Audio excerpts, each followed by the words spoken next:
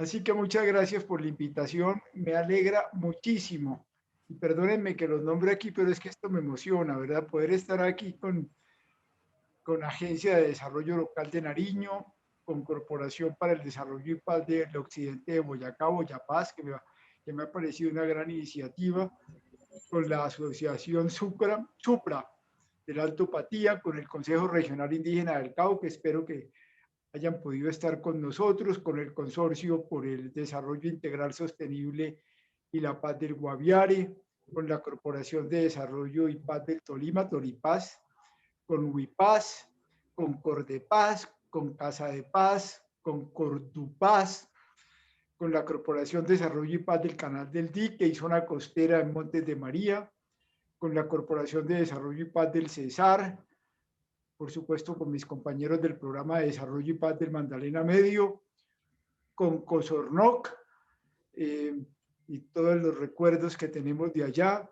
con Valle en Paz, con el Magdalena Medio, con el Oriente Antioqueño y Porcenús, Pro de Paz, con la Mojana Sucreña, con Red Caquetapaz, con la Organización Raizal de Jóvenes YUS, con el programa y competitividad o programa competitividad de la Autónoma de Manizales, con Silvio, con el Secretariado Diocesano de Pastoral Social de Sanjur, con CEPAS, que es también como el padre y la madre de todos nosotros, con CIERPAS, la Corporación Interétnica y Ecuménica, con el Programa de Desarrollo y Paz del Alto Bichada, que me parece también una gran noticia.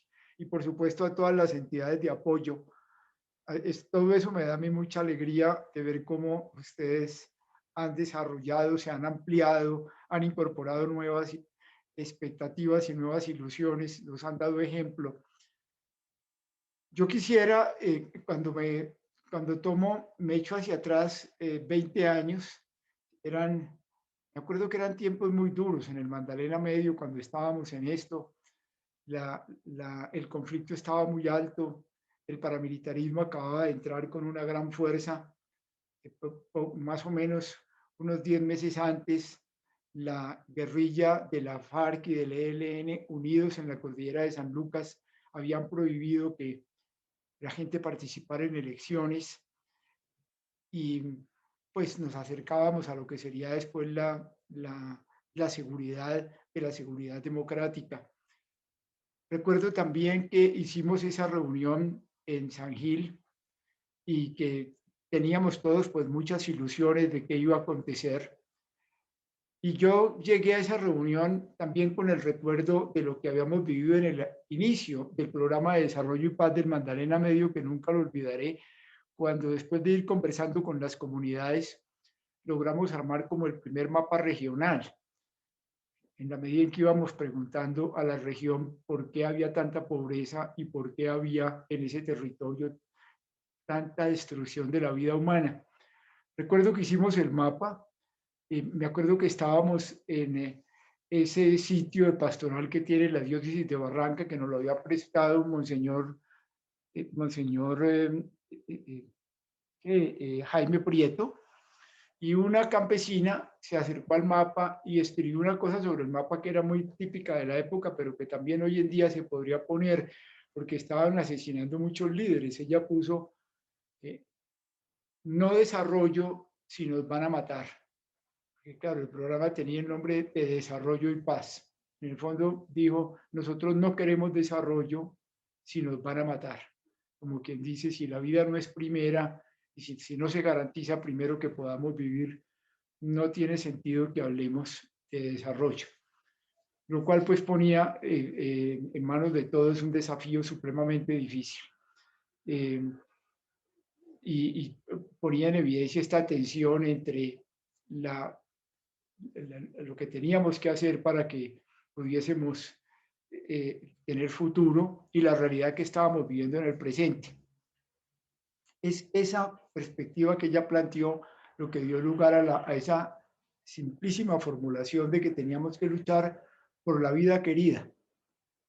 Y Y entonces empezó esa conversación primera sobre la vida querida. Y creo, evidentemente, que es una conversación que se mantuvo y que tenemos que continuar manteniéndola, que se expresa en muchas formas. Son los planes de vida que hacen los indígenas y tiene muchísimas otras formas de expresarse. Y es, por supuesto, una conversación en los territorios de nunca acabar, porque tiene profundas connotaciones culturales, profundas connotaciones étnicas, profundas connotaciones etarias. Los jóvenes nos traen una manera de querer la vida que depasa lo que los mayores habíamos tratado de construir inicialmente y nos desbordan. Las experiencias espirituales profundas nos traen también un mensaje sobre la vida querida. Los indígenas y los afros tienen concepciones que abordan sobre esto y lo enriquecen.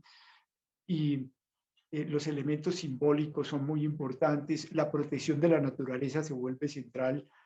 Y entonces es un conversatorio, repito, de nunca acabar y ojalá nunca acabe, porque nadie puede pretender que tiene de una vez la definición de la vida que queremos vivir cuando esto está todo el tiempo en ebullición, afortunadamente, y nunca para, y siempre se enriquece con nuevas cosas, como es ahora la extraordinaria traída de la pasión de los jóvenes por la protección del medio ambiente, de los indígenas por cuidar la tierra, la Pachamama, y esto que nos ha planteado el coronavirus, que nos ha hecho tan hermanos y tan cercanos, y tan la conciencia de o estamos todos en la misma cama o todos nos morimos. O se vacuna toda la humanidad, o por lo menos el 70% de la humanidad, o nos vamos. Entonces, eso fue como lo primero que nosotros sentimos, la vida querida, pero pronto íbamos a encontrar que esa formulación, ustedes lo han visto en los territorios, tenía muchísimas connotaciones. En primer lugar, había que darle seguridad a la vida querida, porque encontrábamos que a la gente le estaba matando y lo primero era que no nos quiten la vida. Y creo que muy rápidamente nosotros sí aprendimos a comprender que la vida, la protección de la vida, la seguridad de la vida no la daban las armas. Creo que esta es una cosa que hay que mantener con mucha determinación. No, la seguridad de la vida no la dan las armas. Es cierto, las armas como monopolio del Estado sobre la violencia, por los mismos términos, monopolio sobre la violencia, tienen que ser un elemento de extrema necesidad para ser utilizado in extremis, cuando definitivamente, no sé yo, por presencia de unas cosas absolutamente locas, incontenibles, alguien tiene que pararse duro para proteger a la totalidad de los ciudadanos, pero eso es únicamente in extremis. ¿Por qué? Porque las armas son para matar. Las armas, por definición, lo que producen es miedo, incertidumbre, imposición. Todas las armas son enemigas de la vida y por eso, mientras las armas tengan un papel tan predominante en un país tan militarizado, no me refiero solamente a los militares, me refiero al ELN, me refiero a las disidencias, me refiero a la segunda Marquetalia, me refiero al narcotráfico. Mientras todo eso esté cargado con armas, la posibilidad de que nosotros podemos tener de darle seguridad a la vida humana, a la vida de las personas, pues se reduce lamentablemente y habrá siempre justificaciones para usar las armas, pues porque las armas son una inversión muy grande y hay que utilizarlas. Y en cambio comprendimos que la seguridad nos la da la confianza colectiva, la fe, la tranquilidad que podemos tener los ciudadanos en un territorio, en el Huila, en el Tolima, en el Guaviare, porque los unos creemos en los otros. Y esto yo creo que es una cosa que a mi juicio tenemos que seguirlo promoviendo siempre. Y en la medida en que se acreciente la confianza, las armas no tienen ningún sentido, ¿no? Pero los ejércitos que se originaron justamente por la constitución de las naciones y de las patrias, ojalá que se acelere esto que hemos aprendido en el coronavirus para que, siendo una sola comunidad planetaria, no necesitemos fronteras un día y tengamos una única autoridad basada en la confianza colectiva en este pequeño planeta del que todos somos habitantes. Ahora bien, no solamente había que darle seguridad a la vida querida, me Me acuerdo que en las circunstancias en que vivíamos se crearon, por ejemplo, los espacios humanitarios para conversar con los alzados en armas y pedir la protección de la vida, y con mis compañeros de iglesia, que entre otras quiero saludar de manera muy especial hoy, y también mis compañeros del episcopado, pues comenzamos a hacer lo que se llamaban los diálogos pastorales, que eran simplemente con esa pretensión de proteger la vida sin armas, en posiciones de no violencia activa, totalmente desarmada, que ponían en evidencia que la confianza está por encima de cualquier cosa. Pero por supuesto eso no bastaba, no bastaba, no bastaba simplemente dar seguridad a la vida querida, a este conversatorio imparable, continuo de la vida que queríamos vivir, sino que había que gobernar la vida querida. Y en esto yo creo que también tenemos hoy en día que tener seguramente ustedes habrán hecho muchísimos desarrollos. Nosotros al principio fuimos procesos muy comunitarios, en el sentido de que tomábamos distancia del Estado completamente y desarrollábamos la vida de las comunidades con absoluta confianza en eso. También desde una tradición eclesial muy profunda de las comunidades de base, y también yo creo que también muy sospechosos y muy distantes de los aparatos formales que tuviesen que ver con la política. Pero, pues, por supuesto, la vida nos enseñó pronto que el Estado es la institución, digo la con mayúscula, la institución que tenemos los ciudadanos y ciudadanas para garantizarnos a todos por igual las condiciones para poder vivir humanamente, las condiciones suficientes e iguales para poder vivir humanamente, y que esto era muy importante. Y digo que es la institución porque pues cualquier otra cosa, una cooperativa es una institución, pero garantiza la, la vida humana de sus cooperados. Eh, hasta una iglesia garantiza y cuida de la vida humana de sus feligreses. Un club cuida de la vida humana de sus miembros del club, pero el Estado no, el Estado es garantizar la vida humana, las condiciones de la vida para todos los ciudadanos de un país. Y eso sí hay que protegerlo con extraordinario cuidado. Y entonces teníamos que entrar a jugar el papel ya no como miembros de comunidad, sino como ciudadanos y ciudadanas. Y teníamos una gran responsabilidad, pues, porque es que el Estado depende de nosotros. Elegimos a los miembros, a las burocracias del Estado, exigimos control sobre ellas, pedimos rendimiento de cuentas sobre ellas, podemos destituir a los gobernantes que no lo hacen bien, y esto es parte de este elemento. Había que gobernar la vida querida. Entonces no podíamos escaparnos del problema del Estado y de la participación del Estado para poder ejercer los derechos que en la Constitución quedaron tan claramente establecidos. Pero eso no bastaba. No solamente había que identificar la vida querida, no solamente había que proteger la vida querida, darle seguridad, no solamente había que gobernarla, también necesitábamos producir la vida querida. Y entonces aquí ya entramos en otro asunto que es de otras condiciones. Es decir, garantizar que en los territorios, en la medida de lo posible, los territorios generaran, produjeran el conjunto básico de bienes y servicios en una economía de mercado que garantice a todos en el ejercicio de las transacciones la posibilidad de vivir, y que esa misma producción en sí misma, al hacerla, generar empleo para todos, y esa misma producción pudiese generar excedentes de las cosas que, por supuesto, nuestras regiones no pueden hacer porque no tienen las ventajas comparativas o competitivas, y esos excedentes poderlos transformar en la posibilidad de allegar lo que nosotros no podemos producir en el territorio. Me acuerdo que por esa época hacíamos como cálculos de las cosas que producíamos en el territorio, del conjunto de elementos que son parte sustancial de lo que llamamos la canasta familiar o de los bienes básicos, y nos encontrábamos con sorpresas muy duras, que nuestros territorios producían Claro, porque no somos las grandes ciudades, producíamos el 20%, el 10% de todo lo que consumíamos. No producíamos ni la ropa, ni el calzado, ni los ventiladores, ni...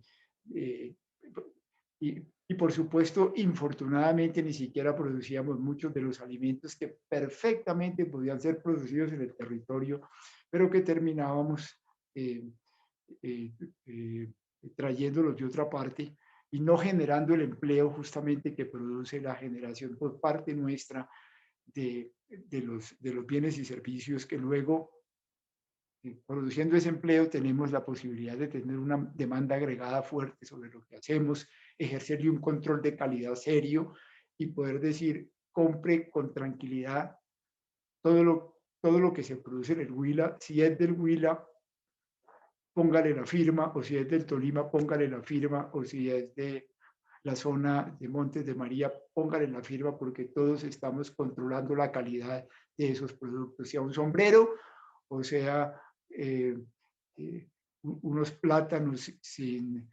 mezclas químicas y así sucesivamente. Es en ese contexto, por ejemplo, que en el Magdalena Medio comenzamos a desarrollar lo que llamábamos la finca campesina con productos tropicales permanentes.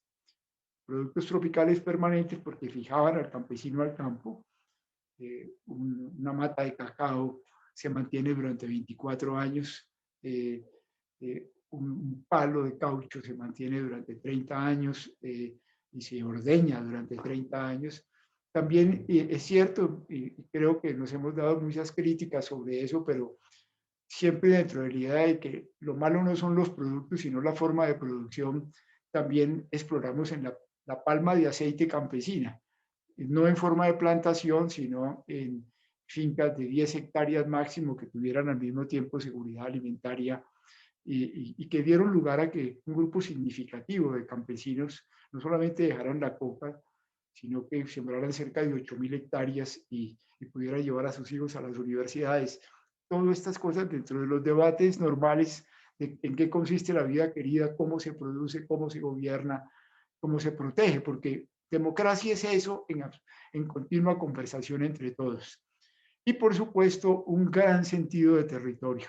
Yo quisiera felicitarlos porque ustedes lo han mantenido, se lo han enseñado a Colombia y creo que en eso, no sé hasta dónde ustedes han avanzado, pero yo sí quisiera insistir en que es muy importante hacerlo y hacerlo con un sentido muy profundo de planeación territorial, de hacer el mapa del territorio y junto con todos los actores importantes, todos, los indígenas, los afros, los campesinos, las organizaciones indígenas, afros y campesinas, las organizaciones de mujeres y niños, y con, por supuesto, los empresarios que tienen el coraje y también la determinación porque quieren este país de apostarle capital a los territorios, los empresarios, con ellos, y también con los políticos significativos, todo el que tenga, y con las iglesias, y con las universidades, que es justamente lo que hacen los programas sobre el mapa,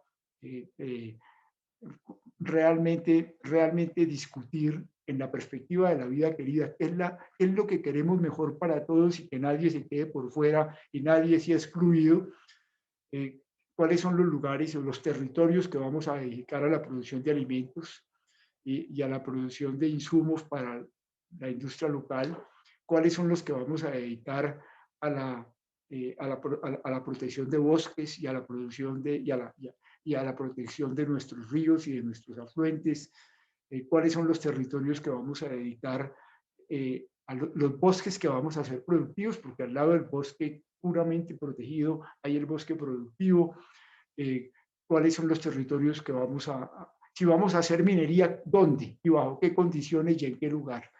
Y si vamos a hacer proyectos grandes de desarrollo agroindustrial, dónde y en qué lugar y bajo qué condiciones, pero todo manejado por la perspectiva de tenemos que conseguir la, los, los más altos niveles de una vida que proteja totalmente el medio ambiente, que deje este territorio para las generaciones futuras y que proteja la vida de todos los que estamos en ella en este momento. Eso se tiene que hacer conscientemente sobre el mapa, porque si no se producen todos estos abusos que de fuera vienen con ideas de hacer asignaciones mineras o de pronto un gran proyecto de 30.000 hectáreas de palma de aceite sin consultar con el territorio, o un desarrollo del fracking que es tan malo para los territorios y sin contar con nadie, o una minería a cielo abierto o cualquiera de estas otras cosas que es muy importante tener a la totalidad de la comunidad diciendo cuidado. Eso aquí entre nosotros, vamos a ver si se puede hacer y bajo qué condiciones y por qué, y teniendo en cuenta que las generaciones futuras son parte de la vida querida, por supuesto.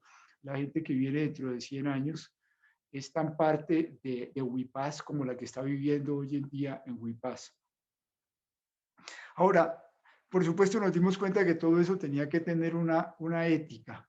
Ustedes saben, la ética es el referente fundamental a partir del cual uno prioriza la jerarquía de valores. Pues, sí, valores son la justicia, la fraternidad, el amor, la convivencia, pero eso tiene que tener un punto de referencia. En, en el pensamiento que nos enseñaron a nosotros de niños católicos hace muchísimos años. Creo que ni Rodrigo había nacido todavía. El punto de referencia era: mi hijo, pórtese bien porque Dios lo está viendo todo el tiempo. Está siempre ante la presencia de Dios, y eso era el referente ético básico. Usted puede estar en un parque, le decían a uno, o en una fiesta, o puede estar solo y Dios lo está viendo. Entonces, entonces hay que honrar la presencia de Dios, y además le enseñaban a uno que Dios era juez. Ese era el referente ético. En torno a eso uno se organizaba pues para complacer la voluntad de Dios. Pero eso por supuesto que es bellísimo, y que por supuesto hay que limpiarlo de toda esa cantidad de mito, pero que es el referente profundo ante el misterio.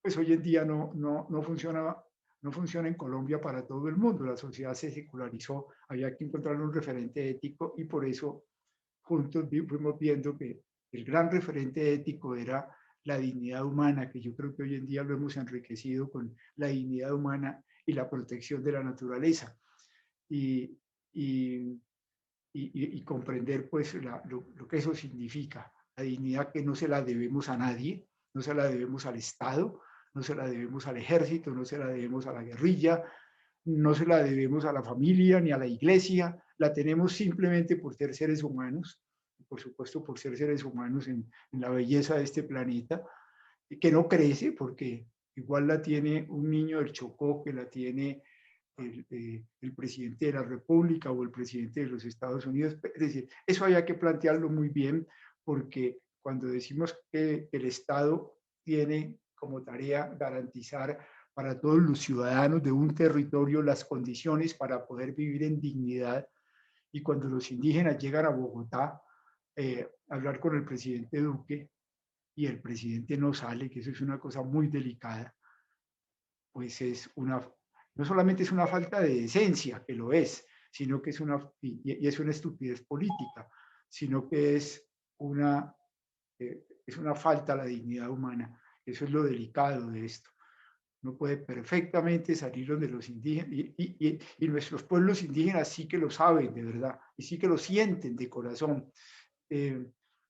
Perfectamente puede uno llegar ante ellos y decirles: miren, lo sentimos mucho, no tenemos los recursos que ustedes están reclamando, honradamente no los tenemos, pero la dignidad de ustedes está por encima de cualquier cosa, y estamos aquí para honrar la dignidad, y sepan que por eso estamos al lado de ustedes, y nos trenzamos en este trabajo juntos.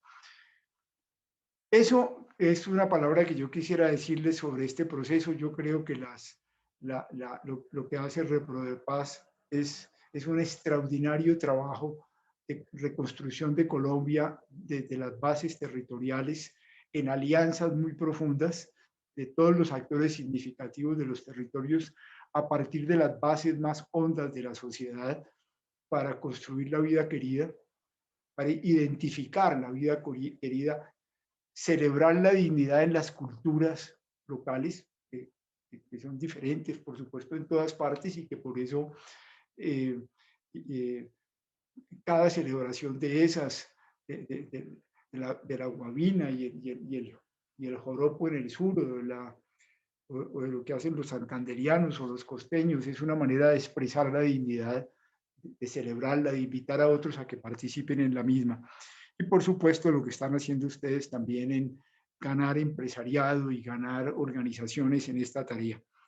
Yo quiero, antes de terminar, poner unos minutos también acerca de la Comisión para el Esclarecimiento de la Verdad, agradecerle a Reprodepaz porque se ha convertido para nosotros en el gran y eficiente aliado con un esfuerzo muy grande de parte de ustedes. Gracias, Fernando, y gracias por tus colaboradores para que nosotros pudiésemos colocar recursos que no vienen hacia nosotros, sino hacia proyectos que se hacen con comunidades y que por supuesto no los podíamos colocar dentro del presupuesto nacional porque nos colocábamos en gestiones extraordinariamente complicadas y ustedes han aprendido a hacerlo dentro del Reprodepaz. Pero quiero decirles también que para nosotros que ya estamos pensando en el futuro, ustedes son grandes aliados en quienes depositar el legado de la comisión. Y queremos de una vez decirles que ojalá durante este año ustedes tengan eso muy presente. Lo que nosotros vamos a dejar, y quiero compartírselos un poco, necesita aliados muy fuertes en los territorios y aliados muy convencidos de la paz del país, que es justamente Reprodepaz, y muy audaces y valientes y claros.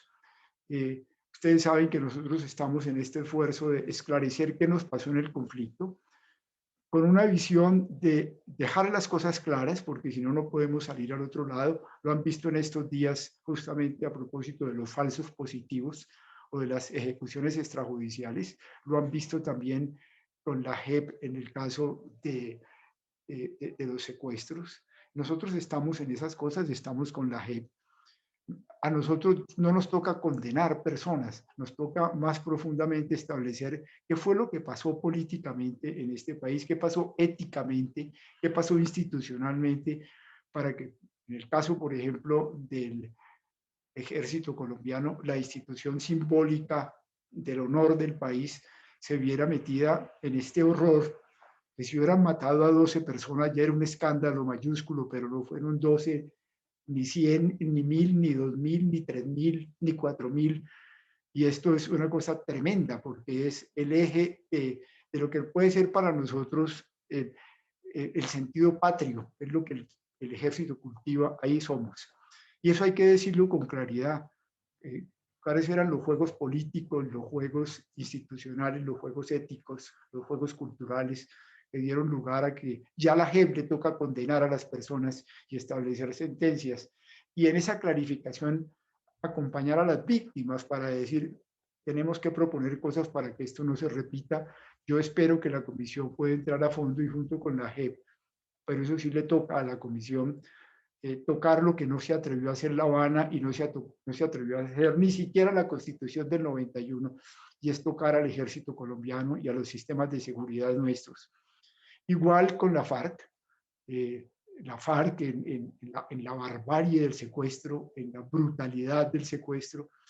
La semana pasada yo estaba en Cali con los empresarios de Cali y uno se pone ahí a conversar en territorios muy adoloridos.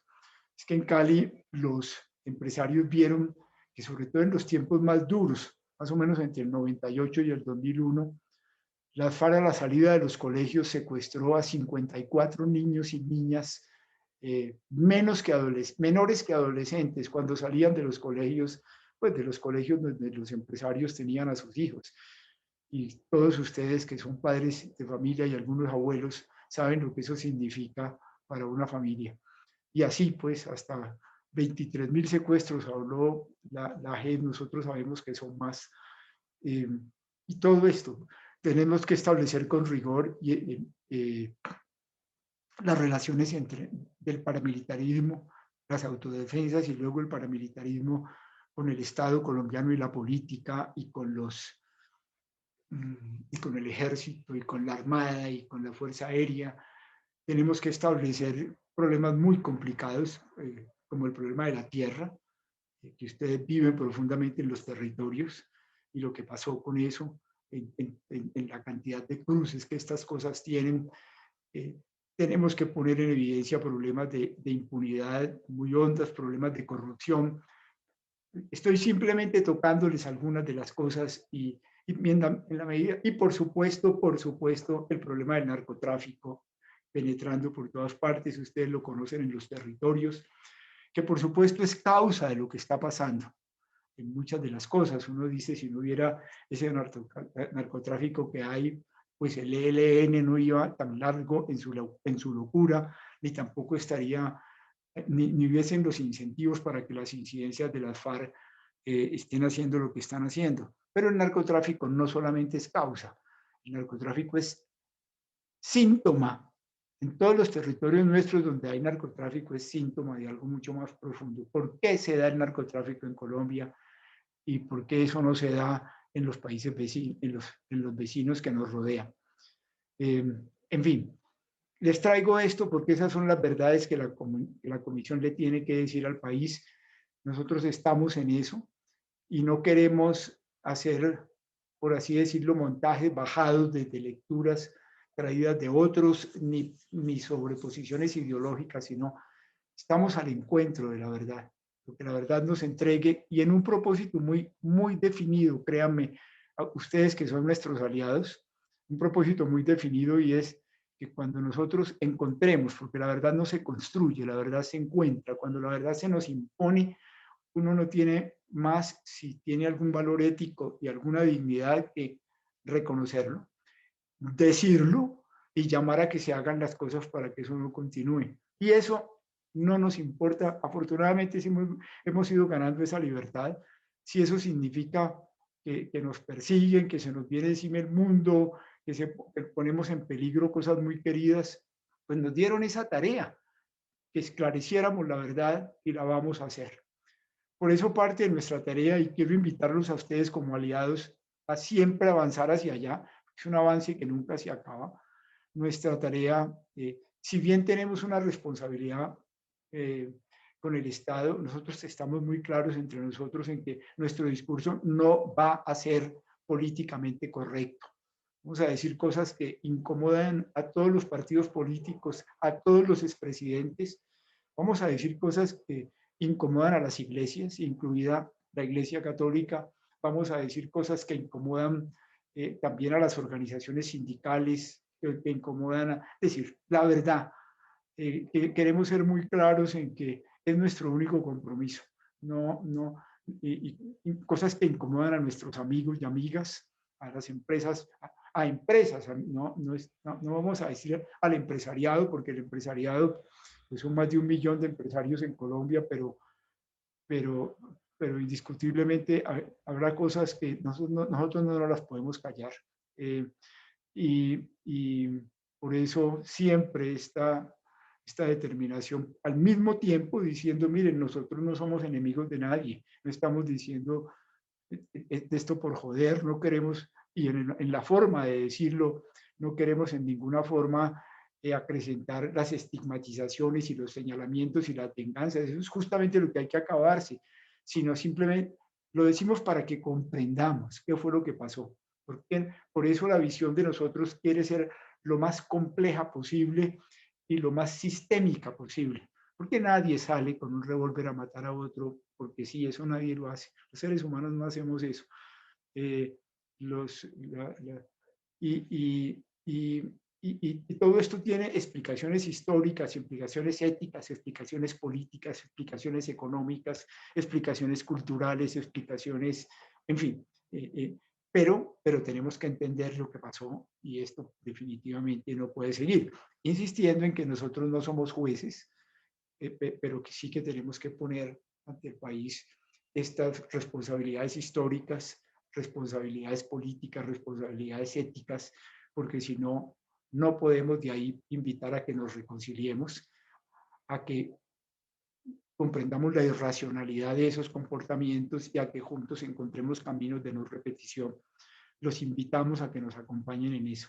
Los invitamos a desprenderse de todo compromiso partidista, de todo compromiso ideológico, de todo compromiso a tener la más absoluta libertad.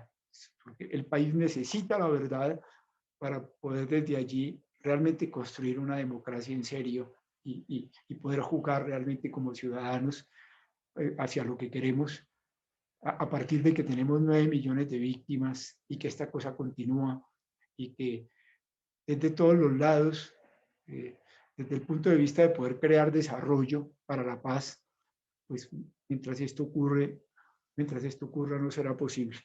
He estado muy impactado en estos días por lo que encontré en Buenaventura y les digo que yo regresé de Buenaventura este fin de semana, después de una semana allá, con una profunda vergüenza de ser colombiano, profunda. Sentí la magnitud del irrespeto que nosotros hacemos como sociedad a esa maravillosa fuerza de nuestros pueblos negros y también de los pueblos indígenas, nuestros indígenas y negros que el 4 de febrero del año 2017, ahí cerquítica Buenaventura, le entregaron al Estado colombiano toda la región del Naya. El Frente 30 de las FARC entregó las armas y le dijo, ahí le entrego el Naya, que era lo que era dominado por el Frente 30. Y hoy en día el Naya está perdido, completamente perdido. Es municipio de Buenaventura, sembrado completamente de coca, los muchachos todos llamados a la guerra, Jaime Martínez de la disidencia de las FARC, con el segundo grupo más grande de las FARC en el país, y en este momento entrando en guerra con el ELN que viene del Yurumangui hacia el Naya, todo eso se perdió. Lo habían entregado al gobierno colombiano completamente, tómenlo, pongan el ejército y la policía allí, pero sobre todo pongan Estado, pongan salud, pongan... Pero pues me impresionó mucho a los que ustedes son preocupados por la economía y a los amigos empresarios aliados, lo que realmente es el castrochavismo puro en Buenaventura. Ustedes saben que cuando uno se acerca un poco con esta cosa que nos pone anteojos a los que estudiamos economía, lo que a mí me dio duro cuando fui por primera vez a Venezuela ya durante el tiempo de Maduro, a conversar con mis compañeros jesuitas, fue la destrucción del mercado, completamente. Es decir, el gobierno en Venezuela destruyó el mercado porque ninguno de los precios que usted enfrenta refleja los costos de producción y los costos de transacción. De tal manera que usted en el mercado nunca hace una transacción en la que los dos ganan. Y yo soy un defensor del mercado, no del capitalismo acumulador y chupador de sangre y todas las cosas, pero incluso si se va a construir socialismo, habría que hacer socialismo de mercado. Pero en Venezuela eso se acabó. Y por eso pues, se crean los mercados negros y todo el mundo se va. Todo el que puede sacar la plata de ahí se fue. Y se destruye el dinero. Lo siguiente de destruir el mercado es destruir el dinero. Venezuela no tiene dinero. No, se acabó el dinero. Es decir, cualquier dinero que hagan inmediatamente se destruye. En Buenaventura pasa lo mismo. Me quedé absolutamente sorprendido. Los precios son falsos porque los precios están controlados por las mafias. Y las mafias fueron las mafias que dejaron o que mantienen el narcotráfico y el paramilitarismo degradado, y que antes degradó y destruyó las FARC cuando se metió las FARC en las mafias en Buenaventura. Entonces, usted llega a comprar unos huevos y hablando con franqueza, el muchacho le dice a usted, no, es que es cierto, el precio original de estos huevos eran a 300 pesos el huevo, pero ahora son a 500 porque ese es el precio exigido en la ciudad y yo no lo puedo vender por menos de eso. Y además porque le tengo que dar 200 pesos por cada huevo al encargado de extorsionar el valor del huevo y hay uno encargado de extorsionar el arroz, y uno encargado de extorsionar el cacao, y uno encargado de extorsionar a las papas, todo está perfectamente establecido, y entonces, por supuesto, el mercado no funciona por ninguna parte. Y luego, pues ese dolor de ver bajando hacia los bajos del mar, a los esteros, el estero San Antonio, el estero San Francisco, las calles hacia abajo, por donde las cañerías corren sobre las calles, eh, unas mangueras delgaditas atraviesan las calles buscando esas casitas de madera que se pegan a unos pozos de agua horribles y finalmente al caño, unos olores nauseabundos y ese impacto que le daban a uno esas niñitas negras de 12, 11 años vestidas en blanco perfecto. Y dice uno, caramba, ¿de dónde sacan agua para poder vestirse tan lindas? Y cómo se dignifican. Y esto pues al lado del puerto súper desarrollado con esa cantidad de grúas que vale cada una 20 millones de dólares y con los 4 hoteles buenos que hay en Buenaventura. Es un sentimiento de irrespeto. ¿Qué falta de respeto tan grande hacia esa población? ¿Qué cosa tan vergonzosa? Y creo pues que eso está también en muchas partes del país y es nuestra tarea. Estoy convencido con los programas de desarrollo y paz que el respeto sea igual para todo el mundo, que se acabe con esta idea de que hay gente que no se merece el mismo respeto de todos en Colombia. Qué vergüenza tener eso entre nosotros todavía y parte de las cosas que tenemos que decir en la comisión si es que queremos vivir en paz.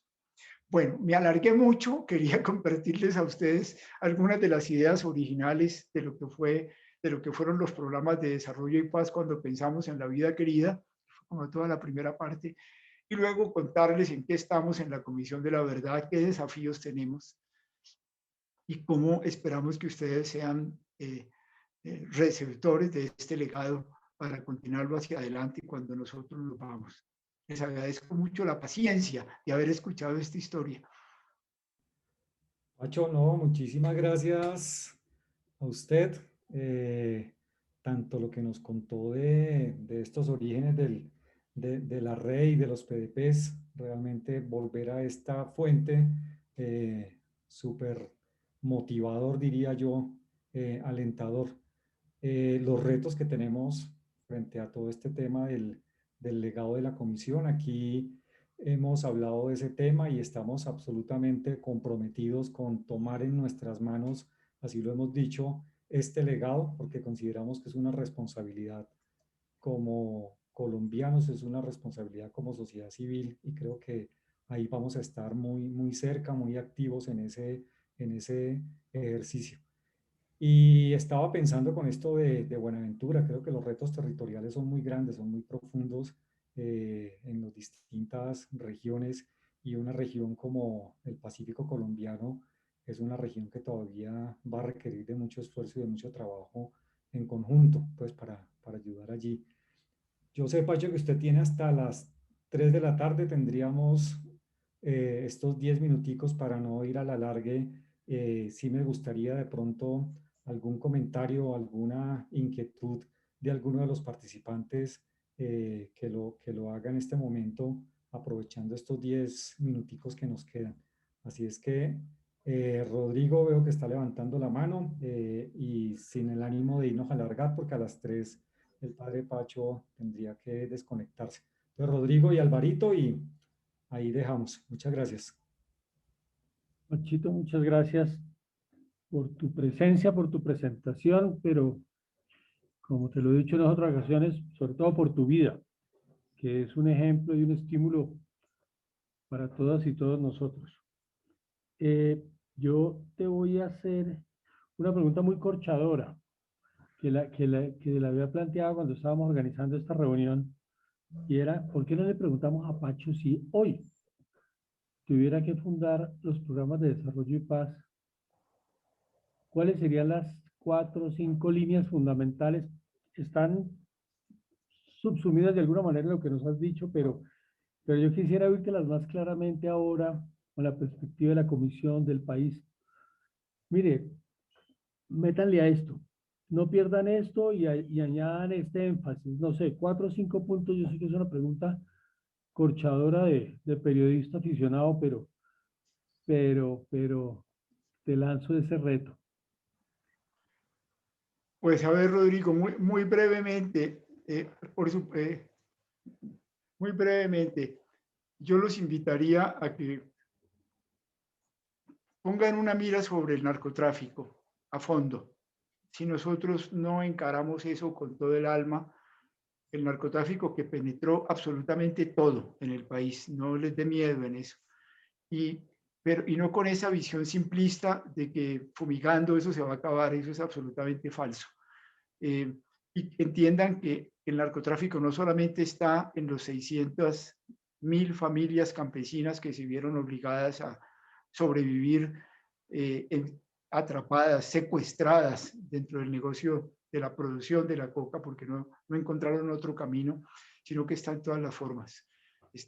Ha penetrado, por supuesto, con el microtráfico las ciudades, está en el sistema bancario colombiano, está articulado en la forma más profunda ya con el inmenso contrabando que destruye tanto la posibilidad de futuro para todos nosotros. Se vive en los pueblos nuestros, vayan ustedes a cualquiera, vayan, sobre todo en la medida en que uno penetre el país, San Pablo, Cantagallo, Regidor, Tiquicio, y usted ve por todas partes el Amazonas, ve por todas partes las tiendas con contrabando, como las ven las comunas de Medellín. Articulado, pues, por supuesto, profundamente con las retroexcavadoras y con un absoluto silencio de parte de la dirigencia nacional para poder encarar eso. Yo creo que si no nos fue mal, si no nos fue más mal con el coronavirus, es decir, si fuimos prácticamente el país de América Latina que menos decreció, ustedes habrán visto, pues se debe a eso al narcotráfico, que nosotros no lo callamos. Los otros decrecieron el 12%, el 18%, nosotros decrecimos el 10%, es que nosotros estamos envenenando al mundo, somos el productor, somos el monopolio mundial de la producción de cocaína con cerca del 80%. Eso es lo primero que les diría, pero además pregúntense, ¿eso es síntoma de qué? ¿Qué es lo que no hemos sido capaces de hacer honradamente?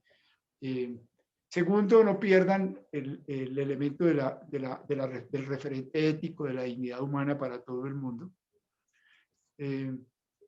Yo le daría mucha importancia al desarrollo rural integral, con toda la fuerza y con toda su complejidad, que es tan bien pensado que hasta el cuñado de Uribe, Carlos Enrique Gómez, escribió sobre eso en El Espectador este domingo. Le daría muchísima importancia a lo ecológico, muchísimo, y a la producción a la búsqueda de energías alternativas, a la protección de las selvas, a lo que debe hacer Colombia en lugar de hacer minería, y es posicionarse en el mundo en el primer lugar de los bienes y servicios ecosistémicos. Y le daría muchísima importancia y pondría ¿cómo diría yo?, de líder en el país a los programas de desarrollo y paz en eso, con toda determinación. Eso es lo que va a hacer que los jóvenes se queden en Colombia, si no se van a ir. Y finalmente le daría mucha importancia a la cultura, a la fuerza cultural. ¿A la qué, perdón? A la fuerza, a la cultura. Y muy amarrado a las raíces culturales étnicas, indígenas y afro. Pancho, muchas gracias. Una cosa, esta mañana estuvimos muy en sintonía con grandes cambios que se dieron desde los 2000 hasta ahora y un poco pensar. Ya vienen por mí, pero voy a pedir que me esperen 5 minutos para cumplir las 3 de la tarde. ¿Sí? Bueno, diles que me esperen. Tienes que ir al punto, Alvarito. Sí, sí. Claro contexto. Álvaro, estabas diciendo de todo esto. No, en la mañana hablamos de cambios y hoy uno escuchándote, Pacho, uno de esos cambios importantes lo va a hacer en adelante es la verdad. Entonces, y como decíamos hace 3 años contigo mismo, la verdad como un bien de interés general, un bien de interés público. Hoy, ¿qué nos recomendarías para el despliegue en territorios y de esas verdades focalizadas, ¿no? Si bien hay una gran verdad sobre el conflicto, también hay unas verdades territorializadas, digamos, como en los casos que se han focalizado. ¿Qué nos recomendarías a los programas, Francisco? Gracias Álvaro, yo insistiría mucho en tenemos que hacer un esfuerzo para que la gente no le tenga miedo a la verdad y tratar de mostrar cómo la verdad no puede sino traernos beneficios. Por supuesto, explicar que traemos la verdad, pero que no la traemos como una verdad para la destrucción, sino para una verdad para la comprensión de lo que nos ha pasado, como nos pasa a cada uno con nosotros personalmente. Posiblemente al principio uno, cuando comienza a repetirse su historia y a recordarla, al principio uno trata de darse razones y explicarse y sufre con todo eso, hasta que un día se acepta.